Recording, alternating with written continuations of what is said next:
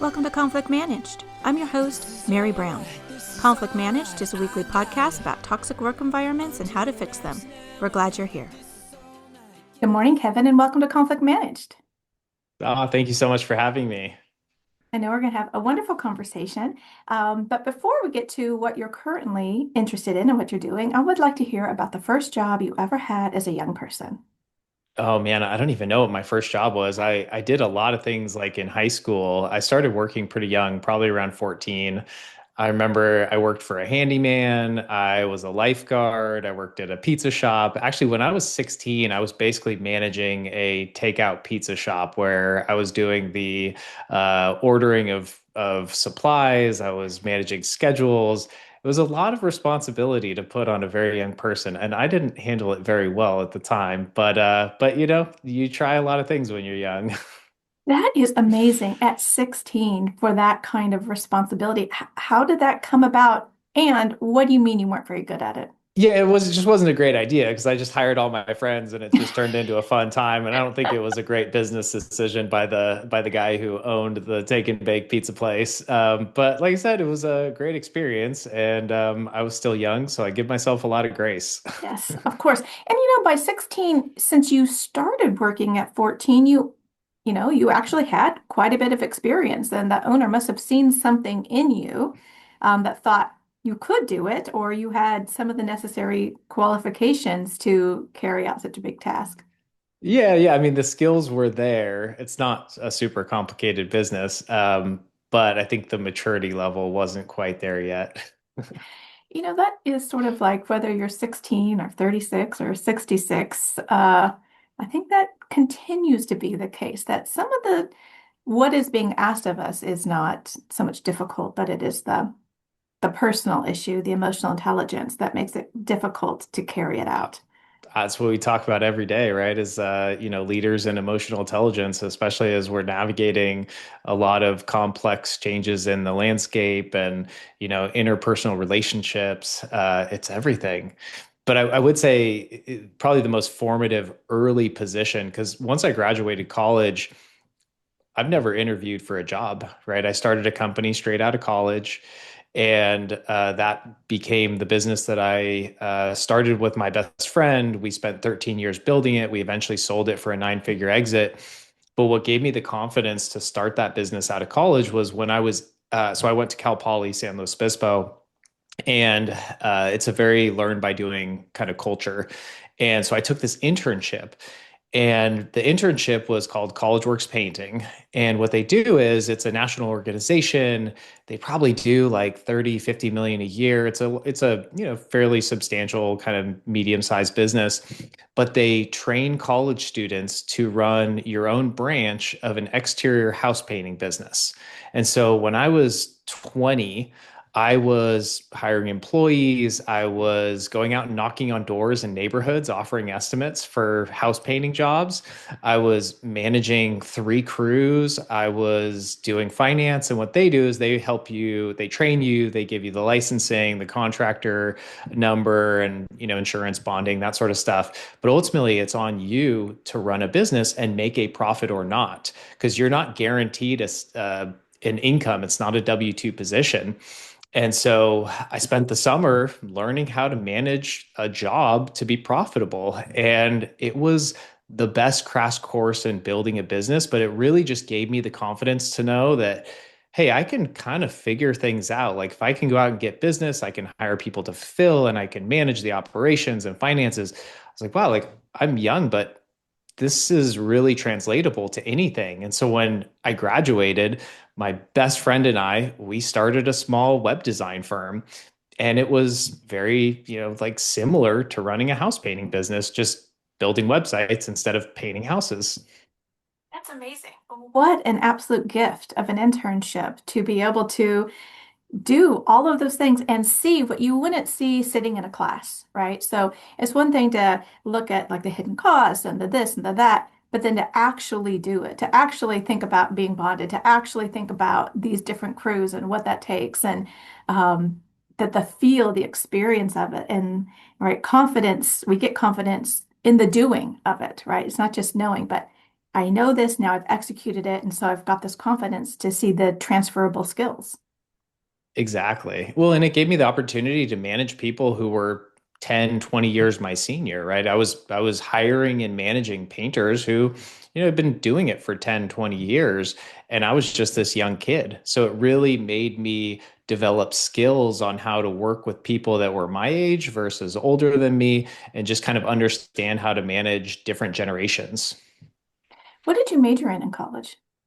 I was an agricultural business major, so I thought I was going to go into like renewable energies, biofuels, photovoltaics, something like that. And then I ended up just doing nothing with my degree, and I started a tech company.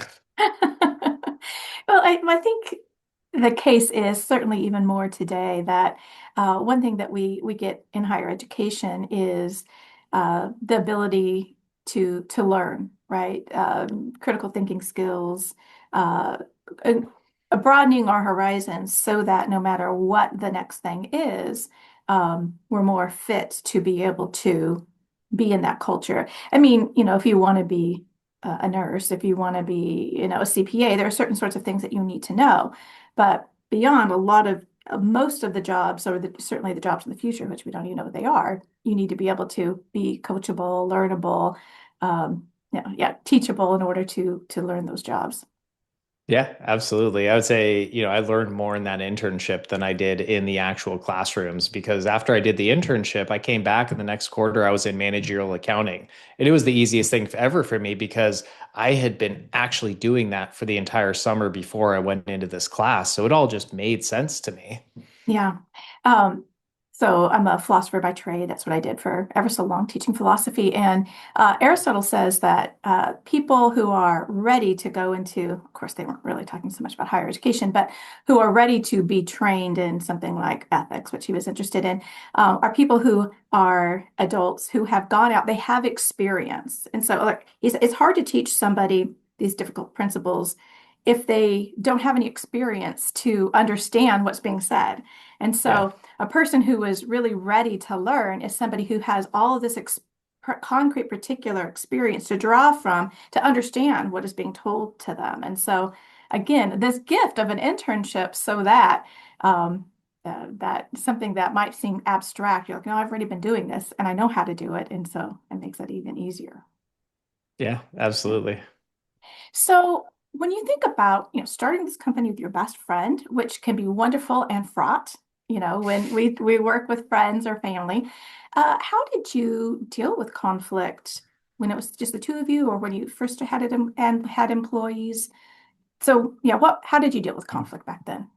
Yeah, so Jesse and I were great yin and yangs to each other. He was incredibly smart, strategic, diligent, very analytical, and I was a little bit more like ready, fire, aim. And so we really balanced each other out. So at the beginning, I was focusing on sales and marketing, he was focusing on operations, and eventually our roles kind of evolved as the organization grew. But what he always did that I appreciate today, probably more than in the moment, was he always brought a counter perspective that challenged me.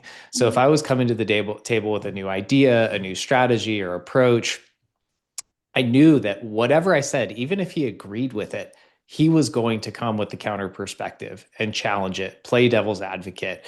And in the moment, that can be kind of a pain in the ass because you're like, I know you agree with me, and I know you're just challenging me to make sure that I'm considering all different angles. But it made me start to think about what the objections or what the challenges might be before I even presented the idea. And so that was really helpful because it kind of pushed me to think more critically before I even came to the table with this like new concept. Yeah, a lot of those things are helpful in hindsight, but at the time, um, when you were annoyed or when there was a disagreement, did you have open communication or Yeah, yeah. not? So thankfully we trusted each other very much, Mm. right? Um, but we could do like a little bit of a pulse check, right? If we had a disagreement on a direction or a decision, we would kind of do a pulse check and be like, okay, you think one thing, I think the other. Now, on a scale of 1 to 10, how important is this to you? or how resolved are you? Because Mhm. sometimes I might say, I think we should go this direction, but I'm a two in Right. my resolution for it. But maybe he's a 10. And so I trust that. And I say, okay, then we go with your decision. Um, because like you have to understand that like there's more to it than just saying one direction versus the other. And so Mhm. that kind of temperature check helped us solve, disagreements. We didn't really have a lot of like intense disagreements, but a lot of times like we might just see something differently. And this could kind of give us a temperature check on like which direction we should go in.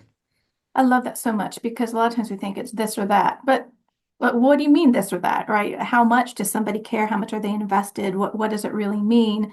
Um, and when you think about egalitarian relationships, right? So you've got you and him are, these co-working together. And how does that work? It can look like you just, can be up against each other, but in this really sliding temperature scale, it's just really evocative. I think about good partnerships, whether it's at work or marriage or in the community, this idea of checking in, not just I want or I don't want, how much? What does this really Yeah. mean? How invested are you? How broken or how heartsick will you be if we don't do this? Oh, it turns out you Yeah. don't really care? Okay, well, I really do care. And that's Yeah. huge information. It really is. And I think that nuance can get lost and people can kind of get dug in on their perspective without realizing, well, actually, I don't really care that much. The other thing we did was we did kind of yield to each other's strengths, right? Mm, So I spent most of my career leading the sales, the marketing, the client services, revenue growth, partnerships. So if it fell into kind of my wheelhouse, we typically, go with my perspective. But if it was something that was more technical or operations or analytical, then I would yield to his perspective because I'm like, that's really your strength. And so I trust that. And this is an ode to what you just said, trust, and you had said before, this foundation of trust. When we trust the other, right, we are more likely to think positively about what they're saying. If something is happening that we don't like, we are less likely to think, oh, that's because they only care about themselves or because they have something nefarious undergirding it. And trust is the foundation if you want anything to work. Sure. And if you don't have trust, if I fundamentally don't trust this person I'm working with, like if I don't trust my boss or my co-owner or someone that's working for me, it's going to be very hard to move forward. It's going to be very hard to yield because I'm not sure what they're saying. I'm looking for the subtext. I'm looking for the other shoe to drop. But you had this trust, which is so foundational. Yeah, absolutely. And I think trust was really built by consistency and accountability and follow through. Hmm. So Jesse and I built trust with each other because we knew that both of us were going to do whatever it took to make this thing happen, whatever it was. Like if we had a proposal that was due at 8 a.m. the next morning, I could trust without a shadow of doubt that Jesse's going to stay up with me till 2 in the morning if we need to, and vice versa. So, like, we knew without any wavering that both of us were 100% committed to getting the job done. Yeah. I love that. I was reading some of your posts on LinkedIn, and I want to read something that you just posted the other day because I think this this idea of trust and what you really need to get the work done, sometimes you don't see what it is. And so this is what you said. You said, I don't want to hear about your weekend. Let's get to work. Throughout the first half of my career, my entire focus was on getting the work done. I thought humanity and performance were competing priorities that you could either build culture or numbers. You certainly could not do both. Yeah. And I think that is a mistake that people fall into. They don't realize. Like we're talking, trust is all about, you hit the numbers you achieve because you trust the other person. If you didn't trust Jesse that he's going to get this thing done, now you're micromanaging him or you're doing all these other sorts of things in order to. Now you've got this disjointed relationship and therefore you're not going to produce the outcome that you want.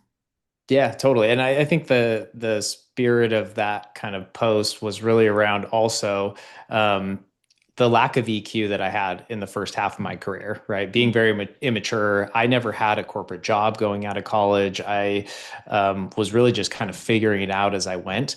And so there were things that I discovered in the second half of my career that I try to share some of those learnings. And for the first half, it was like, I didn't really uh, have an interest in truly building connection with team members or clients like I did later in the second half of my career, because everything other than how are we growing this business was just kind of erroneous to me. And I was like, okay, let's stop talking about that and let's get back on track here. And I could just do that for hours and hours on end, but it missed a lot, right? It didn't develop trust. It didn't develop psychological safety. It didn't develop the inner kind of relational dynamics that you actually need to create culture.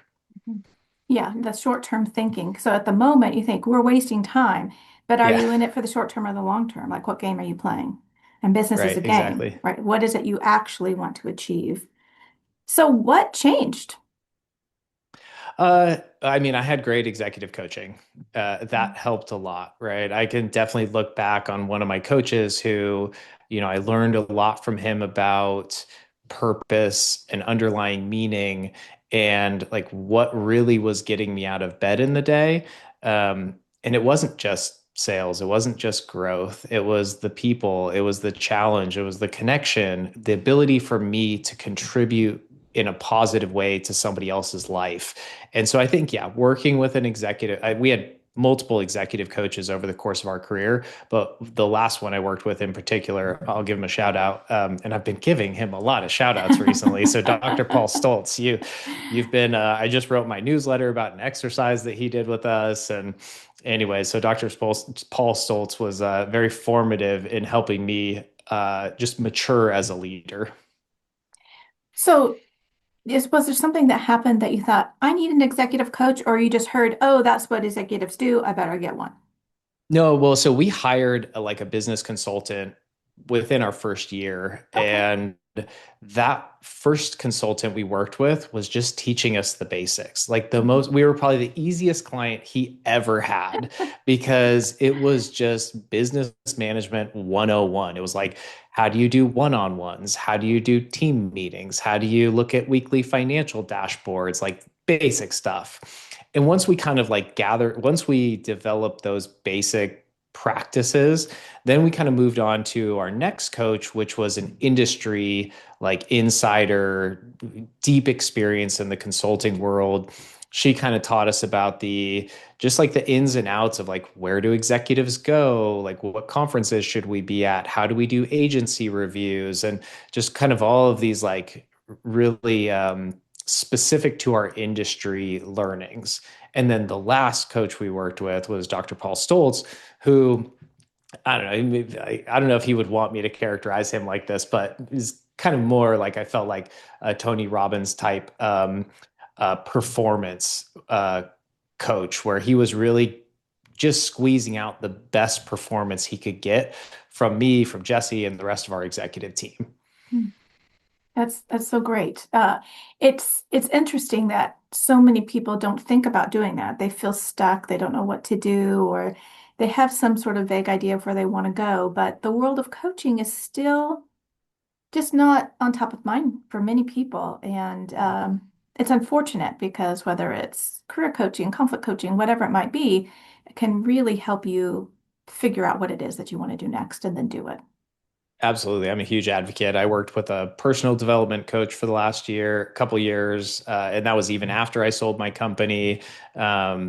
I've, done therapy. So like I've always relied on external input. Ultimately, at the end of the day, like I take inputs and make my own decisions. Mhm. But I really value the external advice and guidance that I've been able to get from really, um, important people throughout my career. Yeah. So what happened? What'd you do after you sold your business? That's kind of the turning point of my story was I spent the last 2 years of growing this company. We went from maybe 100 employees to 250. We went from like 15 million in revenue to 42 million in revenue, sold the company. And during that time, I was also going through some personal challenges. I had filed for divorce. I became a single father with two very young kids. COVID happened. So throw in a global pandemic, and my world was just like, there's so much going on that the only way I knew how to get through all of that stress and pressure was kind of a negative coping mechanism, which was just emotional shutdown. Mhm. So I just completely disconnected from myself, from my emotions, and I went into what I call like robot mode. And robot mode was all about just being hyper productive and never turning it off, but also just kind of like disconnecting from anxiety and pressure. And that worked for a little while. It wasn't a long-term strategy, and it was something that I had to spend a lot of time to get out of to reconnect with myself. Because when you lose connection with yourself, you lose connection with other people that matter to you. For me, it was my kids. And Mhm. so I had to go through my own kind of personal transformation to really reflect on how did I get here? And then how do I get out of this? Yeah, the I can relate in that I recently went through a burnout situation for myself, and I talk to people about burnout and what to do to avoid it. And then I'm like, oh, that's where I'm at right now. This is not good because I know you don't take a week off and then you're better. It's the digging out. It's what am I going to do to reset? What am I really going to do? And it's a long process. But if you don't go through the process, you're not going to get to that recovery that you want, to that reset. And you can go through the process. It's available to you. You don't have to be stuck in these bad, unproductive patterns, but it's not easy. It's not a quick fix. It's better to avoid it if possible, but sometimes we just get into them. Yeah, sure. And I don't recommend the coping mechanism strategy that I invoked. But it was, it was the only thing I knew how to do. And it was the only way I felt like I could get through the day. I felt like if I allowed myself to really feel into all of the feelings that were happening, I would just shut down. And so for me, burnout looked different. It was easy for me to get out of bed and do my work because I felt this enormous sense of responsibility to my company, my employees, and at home, my children. And it was like, well, I'm just gonna kick into high gear, be a robot, be performing at the highest possible level. So it wasn't your typical burnout of like, I just can't do this anymore, but it was more of an emotional burnout where I was just like totally shut down. Yeah. So you sold your company and you went through this crisis. And then on the other side, Yeah, so I mentioned I started working. I did all the things, right? So I started working with a personal development coach, going to therapy, doing courses. What I really wanted to get back was my connection with my kids. And in order to do that, you have to connect with yourself. So it was a lot of journaling. It was a lot of, seminars. I mentioned Tony Robbins. I went to Tony Robbins events. And it just kind of allowing me to trace back, like, where does all this come from? Like doing going as far back as like childhood, doing like inner child work and being able to like kind of rediscover myself through exercises and just reflection.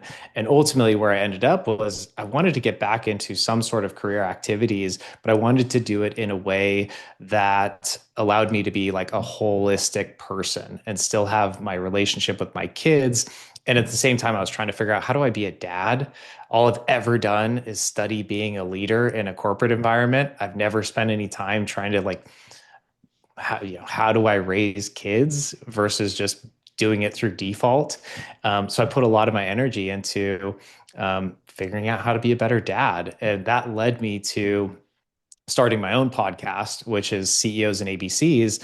And it's a podcast where I interview executives about the tension of career ambition and trying to show up at home and be present for your kids. And so we have these conversations of like, hey, you're the CMO of a Fortune 100 company, but like, what does life look like behind the scenes?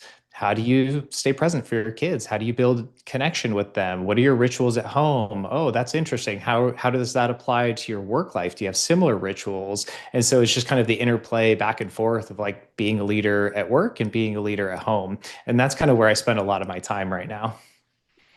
This topic of work-life balance, or however we want to talk about it, there's Sure. lots of people have like their ways they want to talk about it.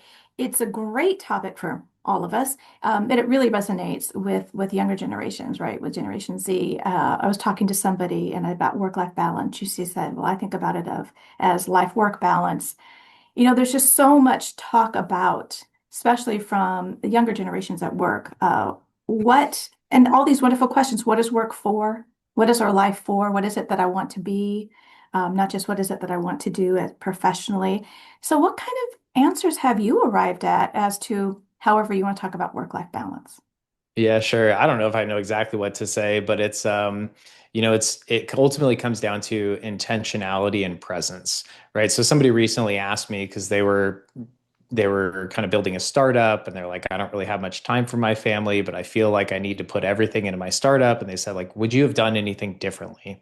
Mm. And so my answer is always yes and no.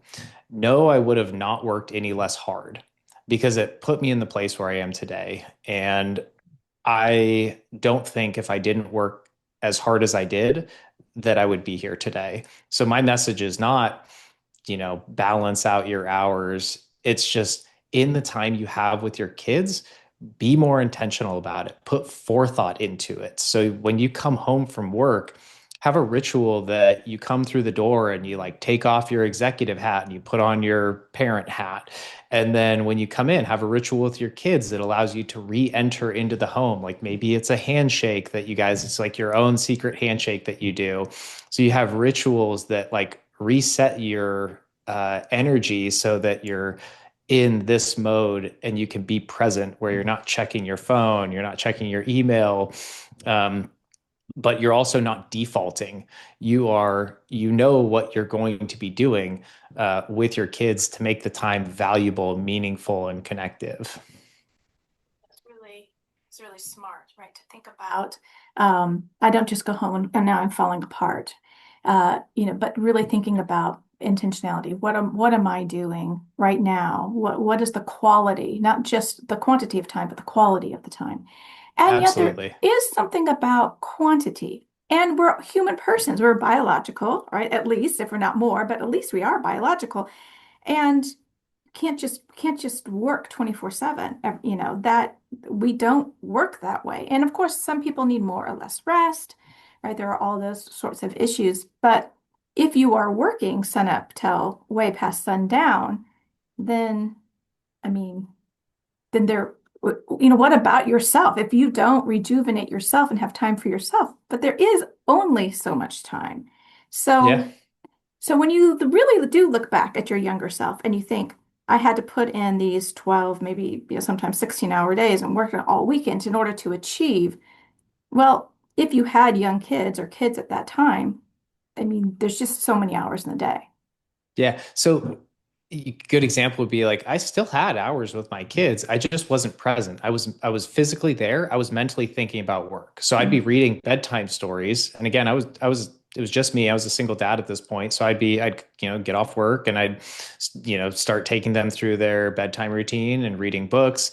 And I'd be reading children's stories, but the whole time I'd be thinking about like my next sales presentation or leadership team meeting. And I just wasn't mentally there.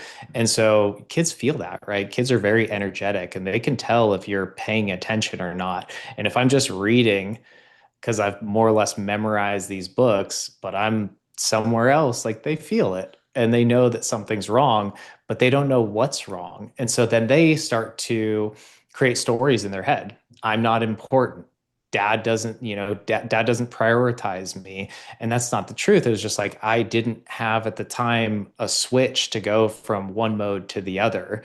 Um, and today, to your point about there's only so much time in the day. I agree with that.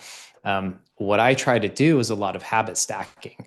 So for me, it's like, okay, career is important, family is paramount. myself is important too, right? I have hobbies and activities, and my health is really important to me. So I try to take different buckets and apply them at the same time. So, there's exercise activities that I do with my kids so that we are spending time together, but I'm also taking care of my health. Most of the time, if I'm working right now, I'm usually on a walking treadmill, getting steps in while I'm working. I often work out with like some of my closest friends. Like every morning, two of my best friends come and we work out in my home gym together at 5 in the morning. It's great. It holds me accountable to exercise and take care of my body, but more importantly, it continues that community that I really need with other men of my age who we can talk about life and family and relationships, and it's like therapy with weightlifting. So I try to look at a lot of ways that I could stack habits that support multiple aspects of my holistic self. That's brilliant. I love that so much. But it goes back to intentionality, right? If you're not intentionally knowing what it is that you want, what it is that you want to achieve, then if you lay it all out, you're not going to have enough time in the day. But if you can layer, as you said, and you're achieving all of these things, then you might have extra time. I Yeah, love that. That's very yeah. evocative, that of Well, getting all of these things met. and with intentionality, it's like every business professional, executive, or startup founder I know is incredibly intentional about their career. Like we all have color coded calendars down to 30 minutes where blue means it's an internal function, green means it's a marketing thing. Like our calendars are just dialed with intentionality. Then we walk through the door, we have the weekend, you're going to have time with your kids, and we don't have a plan for that. And so I would go into the weekend with no plan and I just kind of default through the motions. And then the weekend would be over and be like, what did we spend our time? We didn't do anything that felt like our relationship was strengthening, or we didn't do anything where I could teach values to my kids that I felt like were important for them to learn. So, the message I try to bring and what I try to do now is bring the same amount of intentionality to my personal life as I did with my career, knowing that I don't have as much time for my personal life as my career, but just bring more intentionality. So if I have 4 hours on Saturday and Sunday with my kids, like we're going to do something that helps us connect, but also builds a life skill. And I can teach them about resilience, or I can teach them about teamwork. And so we'll do activities where I can kind of layer in things that I feel like are important to impart upon them. I could imagine somebody thinking, oh my gosh, this sounds exhausting. Not only do I have to have my schedule all lined up at work, now I have to do it at home. And on the weekend, I just want a break. And I would say it's actually the opposite, right? Because I don't have to have this narrative, I'm not doing enough, I'm not doing this. I left the weekend, I'm not even rested, and I didn't get anything accomplished. What did I even do? But if you say, this is what I want, this is my intention, this is what I want to accomplish, and then you're working the plan and you get this rest, rejuvenation, this meaningful connection. Because if you don't know what it is a good day looks like, if you don't know what it is you want to achieve, you're not going to achieve it. You just might know at the end, I'm unsatisfied. But again, it's Right. nebulous. Yeah. Yeah. It's like a good example would be like meal plan or meal prepping, right? Mhm. So you might think, oh gosh, I don't have time to prep my meals for the week. That'll take hours and I don't have that.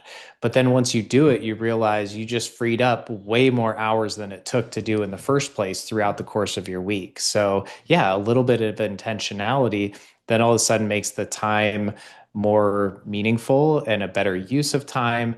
And that then gives you more energy. And you're not stressing about like, oh, what am I going to do next? Or, geez, we just wasted this afternoon and we didn't really do anything. Yeah. And what we think is a waste, like, oh, because I don't think, relaxation is not a waste, right? But if I don't have a plan, it can feel like it. And so then it really wasn't because it wasn't rejuvenating. It didn't bring about what it is that I wanted. And I think you also Yeah. mentioned, like, I think about with the meal planning, right? Sometimes we just don't think about the time the mental load that right the Yeah. mental load that we're just thinking, but I love having a plan and executing it, right? Do the little work up front and then you do it, right? And Yeah. um, it takes a little bit of time up front, but it does save so much. And you have a kind of confidence and a kind of ease that I am doing what it is that I want to do because I know what I want to do. I know what I want to achieve. And you Not can like, assign meaning to it, right? yes, So yeah, so if we're building Legos together, um, that could feel unproductive, especially for like a high performing executive. And I run into this even today where it's like my kids want me to, play a game with them before school. And I'm like, well, I got to do the dishes. I got to get you guys ready. It's really hard to feel like not doing those activities and just kind of like maybe doing a little dance party before school, like that doesn't feel productive. But if you assign meaning to it and you say, okay, I'm going to do this little dance party and that's going to help my kids regulate themselves before they go to school. That's going to give us a little connection before we separate for 8 hours. That meaning makes it productive. yeah. Absolutely. And meaning, again, all about intentionality, right? We don't usually just find these things and just pop up. It's what are we assigning meaning to? No, nothing has meaning in and of itself. We decide if something is worth it or not, what it means, and the kind of connection or meaning that we are looking for. And so if we have a better idea of what that might be, we're more likely to achieve it or know when we're not getting there. So to talk about conflict, when you think about excellent work environments, how do you think about conflict, just everyday employees dealing with the human stuff that comes up? Yeah, I was thinking about this recently because I was writing a little essay on it. And one of the conflict that we often experienced in my organization was we had all these different department heads, right? And at this time, the company was probably like 200 people. And so we had about a dozen vice presidents, each representing a different function. And when there's a lot of stress on the system, the tendency is to say, well, my department's not functioning well because this department's not doing that. This department's not doing that. This department's not giving me what I need. And there's like classic examples of like sales says, well, we're not growing sales because marketing isn't giving us quality leads. Marketing says, well, we're giving you good leads. You're just not doing good follow through. And like all the departments can kind of feed into that. And that creates that for us, that was one of the biggest challenges and conflict. And so, since I've already brought up Dr. Paul Stoltz, I'll tell you about one of the exercises he took us through. I wrote my recent like newsletter this week on it, but he took us through an exercise. He called it on rope. And he basically put all 12 department heads in a circle and he took rock climbing rope. And we put on harnesses and we connected the rope to every other department head. And so the ropes represented the dependency between one function and every other function. And then as a department head, we said, okay, this is what I'm responsible for. For me to accomplish my department's goals and responsibilities, these are the two things I need from this department. These are the two things I need from this department, and so forth. And we took little carabiners and we slid them down the rope. So there's little cards. So it made it very like tangible. And the rock climbing analogy like makes a lot of sense because ropes give you the security to take risks and they support you.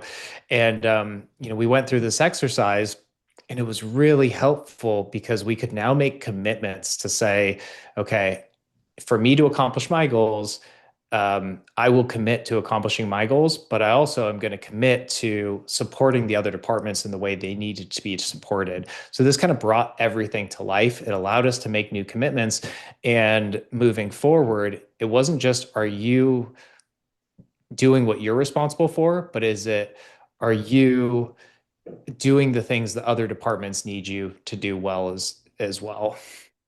Yeah, I mean, so often we get siloed where in these different departments, and then you've got the individuals within the departments, and we forget that we're one thing. Like, if we think about a body, right? We've got these arms, but if they're going to be doing their own thing, we're going to have a problem, right? And the body's not going to be functioning well. And it's just so easy to forget in the day to day when I'm trying to accomplish my particular task and then the task for my group, and I see the competing interests possibly, or you're not giving me, and and maybe somebody isn't doing what they're supposed to do or whatever, right? And so we can get very much me versus you. But if we really do want to accomplish something together, or if we have the same mission, if we're all going towards the same thing, we need everybody to be successful. Hmm. And I kind of think it takes back a little bit to the piece that I read from your LinkedIn post about, I just want to get in here and get this done, right? That's short-term thinking of, but I'm in relation with others, right? Mhm. Professional relationships, and I'm very interested in the professional line versus, we don't need to unnecessarily be, personal. I mean, there are different dances to be done there, but how do we work together to accomplish this goal? Because when sales succeeds, then marketing is going to be supported and vice versa, and at all the other functions. So how do we get that across to everyday workers that we really do, our individual goals are more likely to be met if I'm in these healthy, functioning, working relationships with my colleagues, and I really see them as colleagues instead of me versus you. Yeah, so like the next step of that exercise was for us to say, okay, these are the organizational objectives for our business for this year. And then each department function would say, okay, well, I'm responsible for that. Remember what I said I'm responsible for? Well, if I can be successful because you're all supporting me in what I need, now it's going to tie up to, our 3 to 5 objectives and goals for the year. And so, okay, so this is going to tie to objective number one. And we go around the room and that would then reorient us around when I'm successful because you're helping me and I'm helping you. It all ladders up to the overall success of the company, which is what we're ultimately there for, is to climb, to use the rock climbing analogy, like climb the summit together. Yeah. And so it's really always important to look at structural issues. Like if we're having certain kinds of conflicts and they are over and over again, in what ways have we pitted people against each other that maybe we didn't intend, but that's what's actually happening? So what are the kinds of things that we can do to work around? But as you know, a lot of times conflict at work is personalities, right? Perceived slights, actual slights. Um, how do you how do you think about that when I'm working with somebody that I think is against me, who only cares about themselves, who is trying to sabotage me, and we're in the same department? Yeah.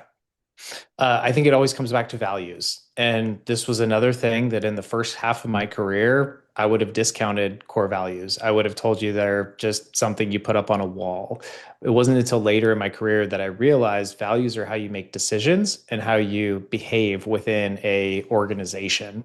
And so example might be we say that we value our people, but we ran into clients that were really, really difficult. And sometimes they were rude and they would berate that they would yell at the teams. And we would have to make decisions of, hey, are we going to honor our value of taking care of our team because respect and, compassion is one of our core values? Or are we going to let this client continue to act like they're acting because we value profits and growth above all else, right? So oftentimes when we think about like a decision or especially one where conflict is involved, it's important to go back to your core values. Yeah, absolutely. That's very helpful if we have a position in which we are deciding on how to act, and that means that we're going to be responding instead of reacting, right? A reaction is like I've been escalated because you have said this thing, right? You have said something about my character, my work ethic, or some kind of slight, and so I want to get back at you, right? And so learning those basic skills of taking pauses and and acting out of who we want to be, what our character is. And so that's not, that's not the knee-jerk reaction, but and that can be learned over, if you want to learn how to act that in a way that's commensurate with your values, you can do it. But you do need to be intentional about it, know what your values are in the first place, and what do we do? So my job, I deal with conflict. That's so many times people just are caught unaware. Like we're all professional here, we're all professionals. What's happening? And so much we don't know what to do, but we know we're all walking on eggshells around this person. We know they suck the energy out of the room or they're contrary, and we know that, and we know there's a problem, and we know there's pain, but we're not sure what to do next. And when it's the leader who's acting this way, That's one sort of issue. But it's not always the leader. Sometimes it's just a cohort, and the leadership is allowing this to happen either because they don't know about it or they're just allowing. Did you have any practices? Because certainly with that many people, conflict is normal. Conflict's not the problem. It's when we don't manage it. How did you deal with the kinds of conflict that came up in your organization, or did you have a mechanism, an ombuds, or something that people could appeal to when they were having problems? Well, one of the things that we subscribed to was, is it Kim Scott, the gal who wrote about radical candor? Candor. Radical candor was a really important concept for us. It was something where nobody really knew how to communicate critical feedback in a way that was compassionate and caring. It could either, like, you'd fall into those two traps of being too aggressive or just gosh, now I can't remember what it's called, but where you don't care enough to tell them in the first place. And so we all, like our leadership team, read the Radical Candor book. We watched videos. We talked about it a lot, and we practiced how to communicate with radical candor. And so we would like give somebody feedback, and then we'd critique how you gave that feedback and say, okay, well, you're kind of missing the compassionate angle. You needed to clarify why this, matters, why you care. And I think radical candor as a concept was really important for our organization. I love that so much because it's one thing because organizations, a new book will come out, people will read it, oh, let's do that, and then we move on, right? But you read it, you sort of workshopped it yourself, you practiced it, and then you critiqued each other, and then you practice some more. I mean, how do you develop a habit? It is exactly through that. You have the idea, and then you start doing it. And I think conflict competencies, I meet so many people who say that they're conflict avoidant, they don't like conflict, which I understand. But then they stop, right? And think, well, that's just not for me. Well, it's a skill, right? If you want to Yeah. play the piano, you don't sit down and start playing, right? You got to Yeah. sit down and learn, it's a whole process. But you get it by doing it. The more you do it, the more you have it. And I think with things like conflict, it's having the imagination. Like, well, what does it feel like? Well, do it and do it in a friendly situation, right? Where you're all doing it together. You're trying to learn the skill so that you can build up that confidence and what it feels like to you. Because radical candor to you or having a difficult conversation is going to feel a certain way and it's got to resonate with who you are, or you're not going to do it, right? Mhm. And that's going to be slightly different for every person. But as long as you figure that out for yourself, have that go-to way of thinking, of responding, then you're more likely to do it when the stakes feel high, when you feel escalated, when there's an issue. And if you're not having an issue right now, just wait, there will be an issue. This is just very normal, right? That's not to Yeah. be bemoaned as a part of working with people. It's the human condition. We don't always agree, which is actually a good thing. If we're all agreeing, that's actually a bad thing, right? So we need to learn how to disagree well. Yeah. Have you seen the headlines about the Bolt CEO who fired his HR team That's right. and he says basically once he gets rid of the HR team, all the problems that they were creating went away. Yeah. What's your perspective on that, given your background in conflict management? Is that going to blow up in his face? Well, I mean, certainly, people are looking at legal and individuals thinking, like this is bad. I mean, the idea, I mean, could it be that a department could be creating problems? Sure, that could be the case. But that's not usually my experience with HR. And people are going to have problems. And so you're either going to help them navigate it or you're not. And if you don't, I say deal with stuff early, often, swiftly, and justly. You're just waiting for a lawsuit. You're just waiting for bigger problems down the line. So, yeah, I mean, yeah, when I saw that, I thought, God bless them. That's a bad Yeah. look. We want to. Now, I know then they hired some people in like, what are they calling like people culture or something like that. Okay, well, if you just want a different name, but it can't be that you don't want compliance because then you'll be out of business. There are legal compliance and people have rights. But beyond the basic rights that are given to us legally, we want people to thrive and flourish. We want a healthy organization, and HR can definitely be a partner in bringing that about. But I also will say that there is a huge gap between the leaders that I talk to who are good leaders, who've got not just the jargon, but they really believe it and they're on it, and the everyday worker, Mm. right? So you've got the leaders and then who reports to them, then who reports to them, and then it filters down. And what is the experience of the everyday person at that organization? And by and large, there's a disconnect between what the CEO thinks is going on and what the bulk of the people experience. Sure. So we want to, do you have any ideas of how to overcome that disconnect so that, because if you're trying to solve problems, I bet you don't know what the problems really are. They're your imagined problems. It's the problems you got back on the anonymous survey, which, you know, is, I think, very fraught. Right.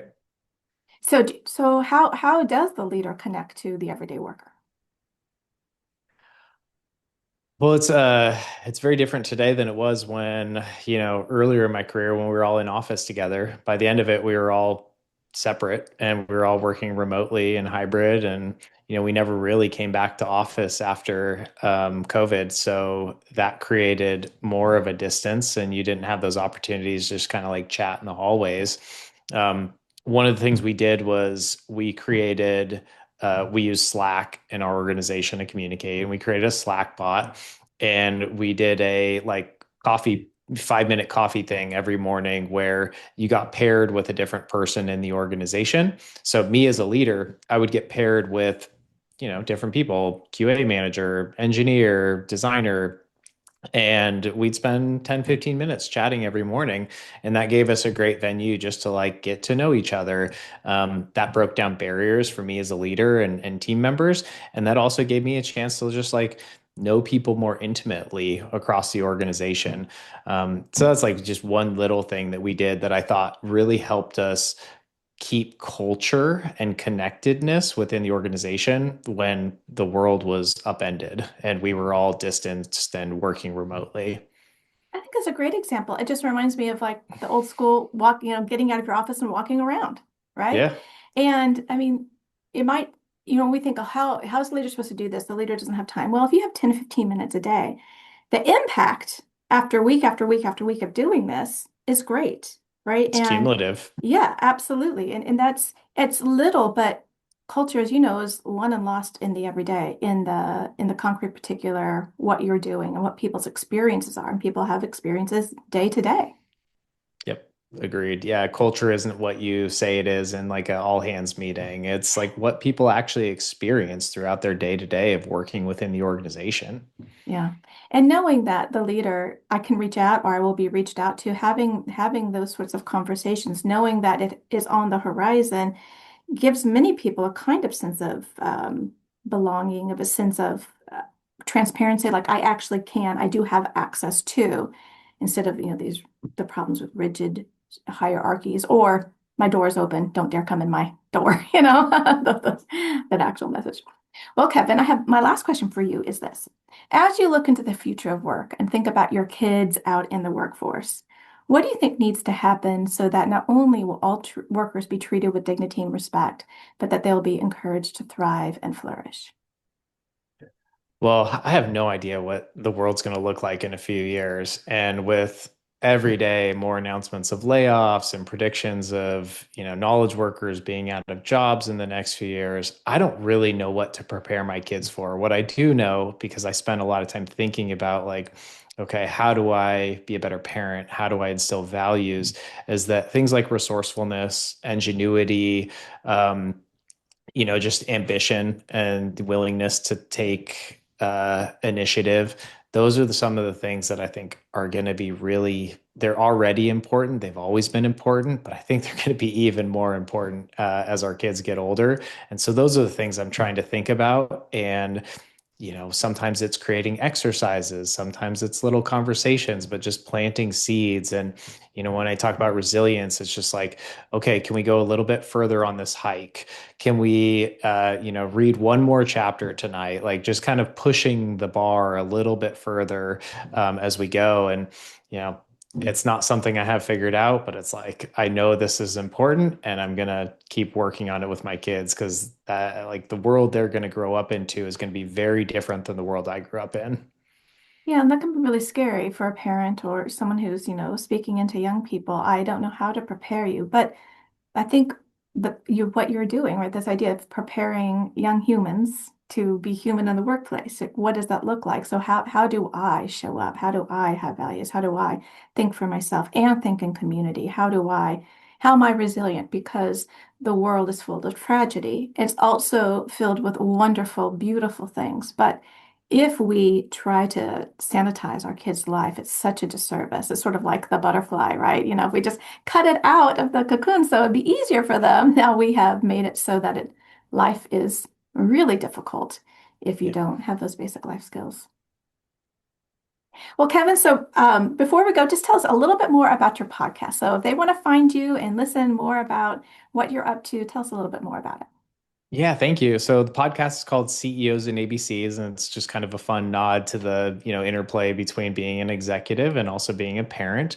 And you can find us on YouTube, Spotify, Apple, the website ceosandabcs.com. I'm fairly active on LinkedIn, so feel free to send me a message and I'll respond. But yeah, we've just had this like amazing list of guests who've showed up and really gone deep and shared pretty vulnerable experiences in their life that kind of coexist with, yes, I'm also the CEO of a Fortune 500 company. And, we just try to like share our wisdom and strength and inspire other people to, lead at work and still show up at home for their family. Wonderful. Such a great message. Well, Kevin, thank you so much for your time today. I appreciate it. Thank you so much for having me on. Take care. Kevin, thank you so much for being on Conflict Managed and for the podcast that you are doing. It's so important for us all to really consider what is the quality of our life. Therefore, what is the quality at work and the quality at home? And we only have so much to give, but I love this idea of stacking habits and really being intentional so that we have the life that we want. Conflict Managed is produced by third-party workplace conflict restoration services and hosted by me, Mary Brown. You can find us online at 3pconflictrestoration.com. Come back. We have new episodes every Tuesday. And if you would like and subscribe wherever you are listening or watching this podcast, it's much appreciated. Our music is courtesy of Dove Pilot. And remember, conflict is normal and expected. Let's deal with it. Until next time, take care.